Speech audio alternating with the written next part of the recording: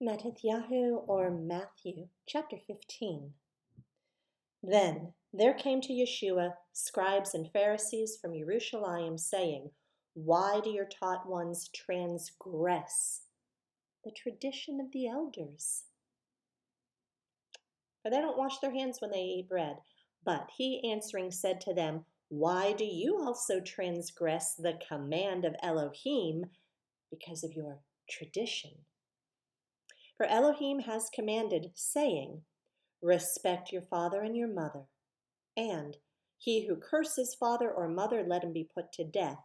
But you say, whoever says to his father or mother, 'Whatever profit you might have received from me has been dedicated,' is certainly released from respecting his father or mother. So you have nullified the command of Elohim by your tradition. Hypocrites, Yeshayahu rightly prophesied about you, saying, 'This people draw near to me with their mouth and respect me with their lips, but their heart is far from me. In vain do they worship me, teaching as teachings the commands of men.' And calling the crowd near, he said to them, 'Hear and understand. Not that which goes into the mouth defiles the man, but that which comes out of the mouth, this defiles the man.' Then his taught ones came and said to him, 'Do you know that the Pharisees stumbled when they heard this word?' But he answering said, 'Every plant which my heavenly Father has not planted shall be uprooted. Leave them alone. They're blind leaders of the blind, and if the blind leads the blind, both shall fall into a ditch.' And Kepha answering said to him, 'Explain this parable to us.' And Yeshua said, 'Are you also still without understanding? Do you not understand that whatever enters into the mouth goes into the stomach and is cast out the sewer? But what comes out of the mouth comes from the heart, and these defile the man. For out of the heart comes forth wicked reasonings, murders, adulteries, whorings, thefts, false witnessing, slanders. These defile the man. But to eat with unwashed hands doesn't defile the man." And Yeshua went out from there and withdrew to the parts of Tsor and Sidon. And see, a woman of Canaan came from those borders and cried out to him, saying, "Have compassion on me, O Master, son of David. My daughter's badly demon-possessed." But he did not answer her a word. And his taught ones came and asked him, saying, "Send her away, she cries after us." And he answering said, "I was not sent except to the lost sheep of the house of Israel." But she came, and she was bowing to him and said, "Master, help me." And he answered, saying, "It's not good to take the children's bread and throw it to the little dogs." But she said, "Yes, Master, even the little dogs eat crumbs which fall from the Master's table." And Yeshua answering said to her, "O woman, your belief is great. Let it be to you as you desire." And her daughter was healed from that hour. And moving from there, Yeshua came toward the Sea of Galilee, and going up on the mountain, he was sitting there. And large crowds came to him, having with them those who were lame, blind, dumb, crippled, and many others. And they laid them down at the feet of Yeshua, and he healed them. So the crowd marveled when they saw the dumb speaking, the crippled well, the lame walking, the blind seeing, and they praised the Elohim of Israel. And Yeshua, having called his taught ones near, said, "I have compassion on the crowd, because they have now continued with me 3 days and do not have whatever to eat, and I do not wish to send them away hungry, lest they faint on the way."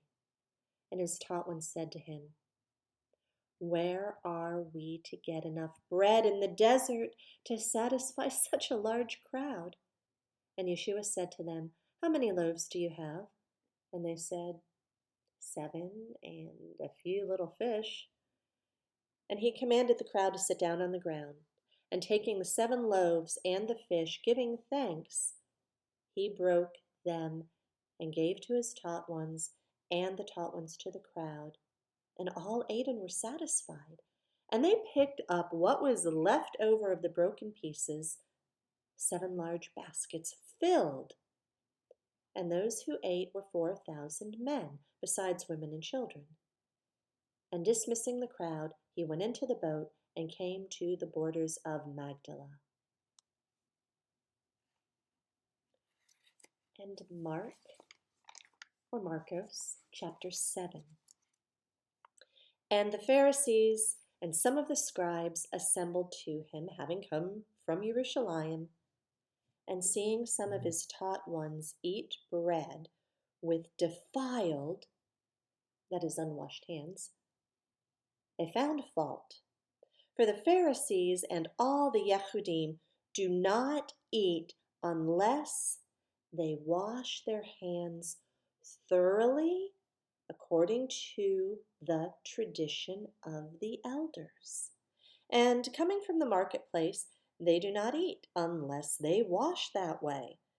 And there are many other traditions which they've received and hold fast, the washing of cups and utensils and copper vessels and couches. And the Pharisees and scribes asked him, Why do your taught ones not walk according to the tradition of the elders, but eat bread with unwashed hands? And he answered to them, saying, Well did Yeshayahu prophesy concerning you, hypocrites, as it has been written, These people respect me with their lips, but their hearts far from me, and in vain do they worship me, teaching as teachings the commands of men. Forsaking the command of Elohim, you hold fast to the tradition of men.